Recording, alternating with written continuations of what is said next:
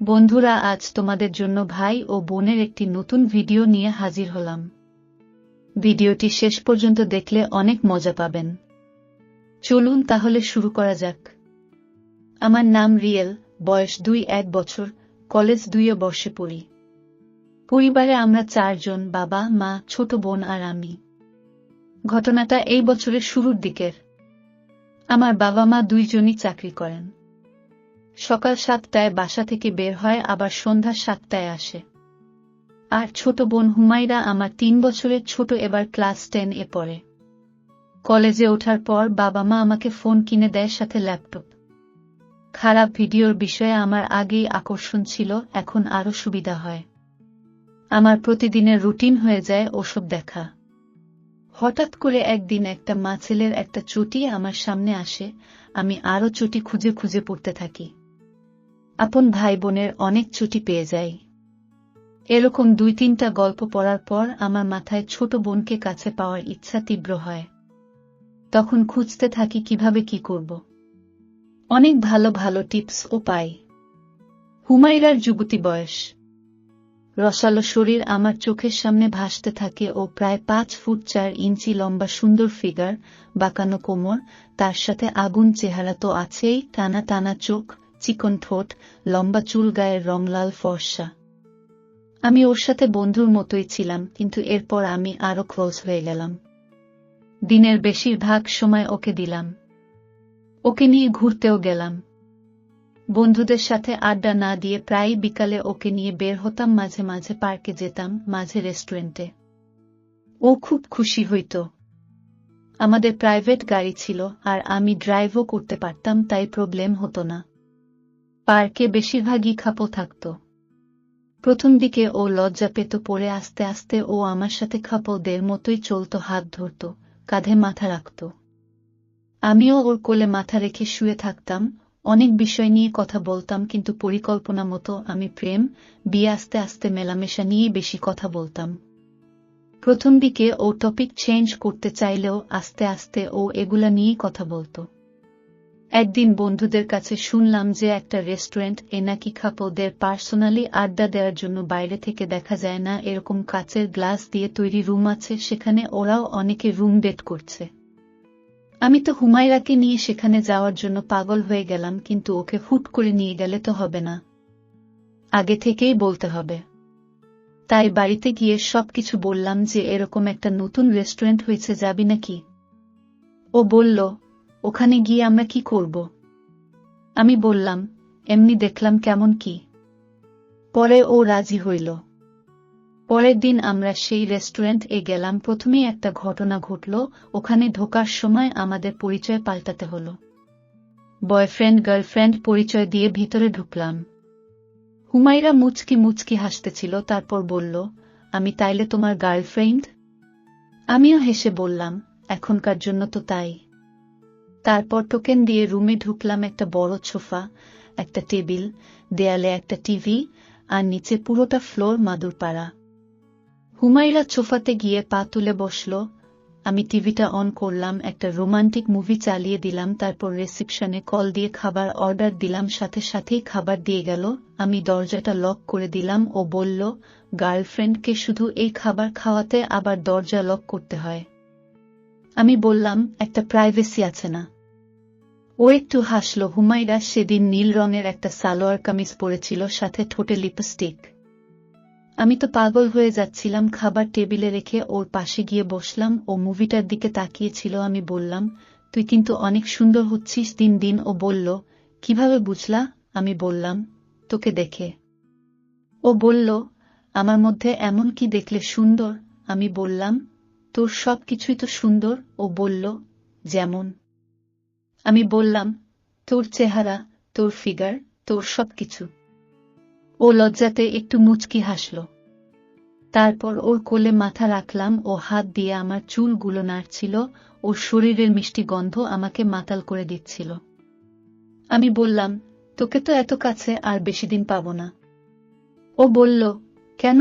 আমি বললাম, তোর বিয়ে হয়ে গেলে কি তখন আর আমাকে সময় দিবি? তখন তো জামাইয়ের আদর নিতেই ব্যস্ত হয়ে যাবি। ও বলল, ও আচ্ছা। আমার বিয়ে হোক তুমি বুঝি চাও না? আমি বললাম, তা কখন বললাম আমি? ও বলল, তার মানে তুমি চাও আমার তাড়াতাড়ি বিয়ে হোক, তাই তো? গার্লফ্রেন্ডকে ছেড়ে থাকতে পারবা? আমি বললাম, তা আর কি করার, থাকতে তো হবেই। ও বলল, কিন্তু আমি তো তোমাকে ছাড়া থাকতে পারবো না। আমি বললাম, কেন পারবি না? ও বলল, জানি না। আমি বললাম, তার মানে তুই বিয়ে করবি না? ও আমার মাথা ওর কোল থেকে তুলে দিল, তারপর উল্টা দিকে মুখ ঘুরিয়ে বলল, কখনোই করব না, না মানে না। এই সুযোগে আমি ওকে পিছন থেকে জাপটে ধরে ওর লম্বা চুল সরিয়ে কানের নিচে একটা উপহার দিয়ে বললাম, সত্যিই কখনো আমাকে ছেড়ে যাবি না? ও মুখ ঘুরিয়ে আমাকে জড়িয়ে ধরল। ও বলল, কখনো যাব না। তারপর বলল, ভাইয়া, আমাকে সত্যিই তোমার গার্লফ্রেন্ড বানাবা?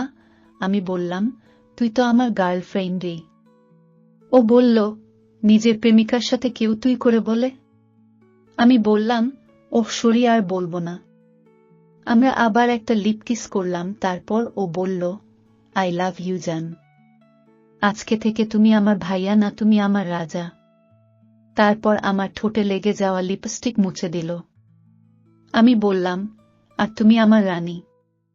1 ঘন্টার জন্য রুমটা বুক করেছিলাম, তাই চেক আউট করে বের হয়ে গেলাম। দুইজন খাবার ওভাবেই পরে রইল গাড়িতে। হুমায়রা আমার কাঁধে মাথা রাখল, তারপর বলল, জান, রাতে আমাকে ফোনে কল দিবা। আমি বললাম, কেন জান? ও বলল, প্রেম করব।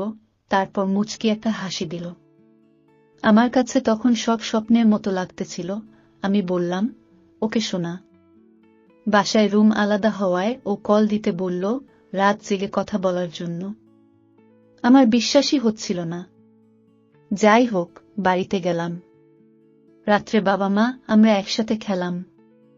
খাবার সময় বাবা বলল, বাবা আর আম্মু 2 দিনের জন্য চট্টগ্রামে যাচ্ছে গ্রামের জমি সংক্রান্ত কাজে। হুমায়রা আমার দিকে তাকিয়ে মুচকি মুচকি হাসল।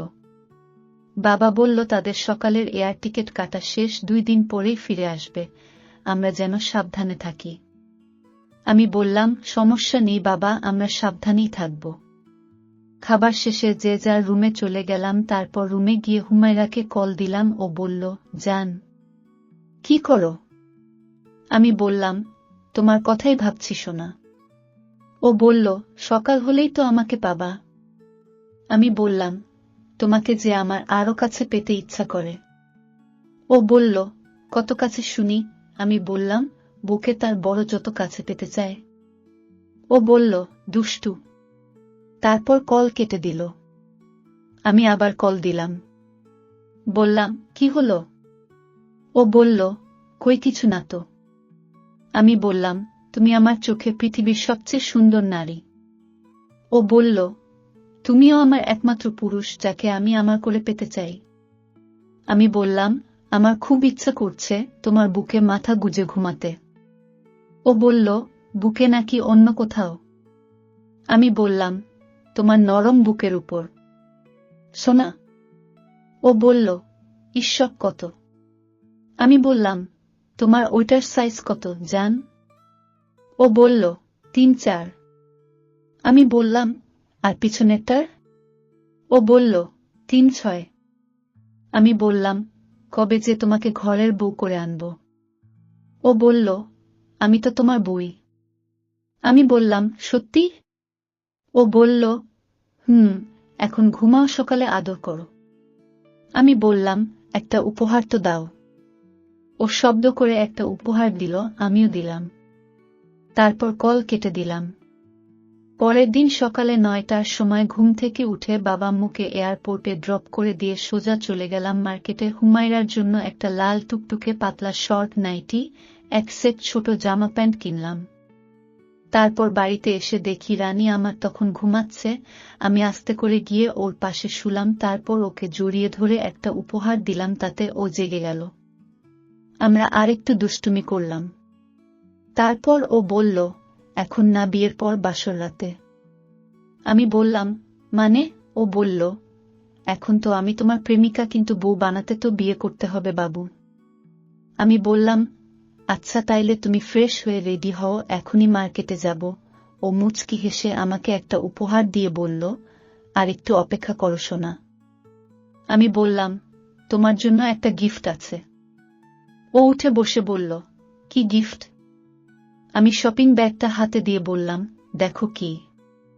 ও ব্যাগ খুলে অনেক খুশি হলো, বলল, তোমার বুকে লালে খুব মানাবে বুঝি।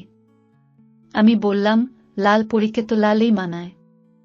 ও হাসতে হাসতে আমাকে বিছানায় ফেলে দিল। তারপর প্রায় 5-7 মিনিট দুজন ওইভাবেই ভালোবাসা বিনিময় করলাম। ও বলল, লাল পরীকে লাল করতে পারবা তো? আমি বললাম, পারবো কিনা দেখাবো এখন।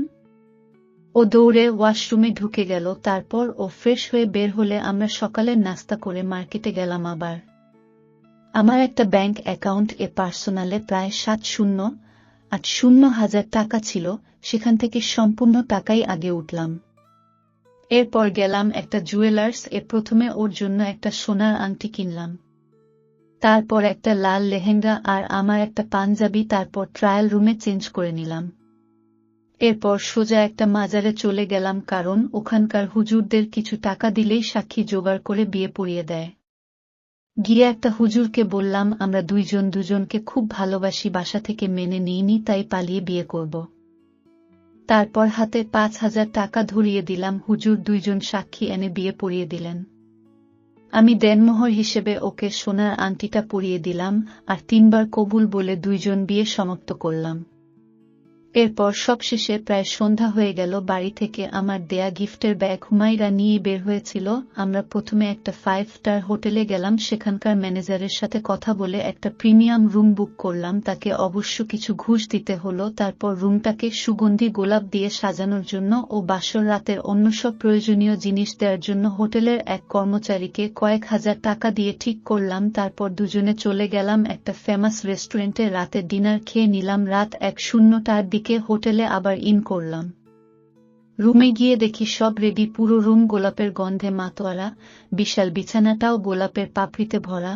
হুমায়রা খুশি হয়ে আমাকে জড়িয়ে ধরল, তারপর চোখে চোখ রেখে বলল, তুমি আমাকে এত ভালোবাসো? আমি 2 হাত দিয়ে আলতো করে ওর মুখটা উঁচু করে বললাম, তুমিই তো আমার সব। তারপর হাত নামিয়ে বললাম, রেডি হয়ে নাও, তোমার স্বামী তো আর সহ্য করতে পারতেছে না। ও বলল, তুমি বাহির থেকে হেঁটে এসো, আমি ততক্ষণে রেডি হয়ে নিচ্ছি, যা দেখার সবকিছু একেবারেই দেখবা যাও। আমি দরজা লক করে বের হলাম, রুমের সামনেই দাঁড়িয়ে থাকলাম। আসলে আমি আর সহ্য করতে পারছিলাম না। তারপর ওই কর্মচারীকে কল করে 1 গ্লাস দুধ, একটা ছোট কৌটার মধু, একটা বড় ডার্ক চকলেট, 1 পাতা পিল ট্যাবলেট আনতে বললাম। 1-0 মিনিট পর কর্মচারীটা সব নিয়ে আসলো, দিয়ে চলে গেল।